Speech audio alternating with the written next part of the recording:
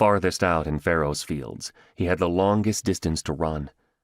The black, swirling clouds moved with frightening speed, casting a cold shadow over the land.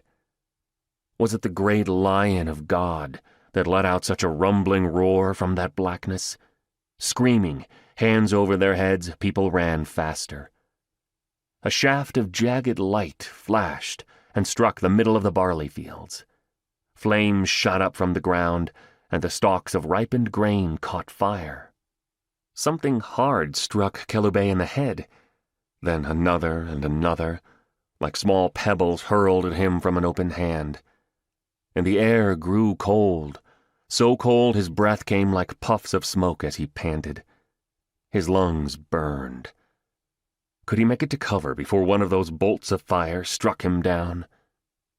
He reached his mud brick house, swung the door shut, and leaned against it. Gasping for breath, he saw his wife, Azuba, crouched in the corner, their 2 older sons cowering beside her as she held their 3rd son squalling at her breast.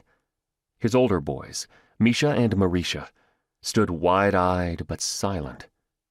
Their mother, Kelubei's first wife, would not have been as quick to give in to hysteria. She had faced death, giving Marisha life, with more fortitude than Azuba now showed in the face of this storm. Tears streaked her frightened face. "What is that noise, Kelubei? What's happening?" Her voice kept rising until she was screaming even louder than the babe. "What's happening?" He grasped her shoulders and gave her a hard shake. "Hush!" He let go of her and ran his hands over his sons' heads. "Be quiet." He kissed each of them. "Shh! Sit still." He gathered them all close, shielding them with his body. His own heart was flailing, threatening to burst its bonds of bone and flesh. Never had he felt such terror, but he needed to be calm for their sake.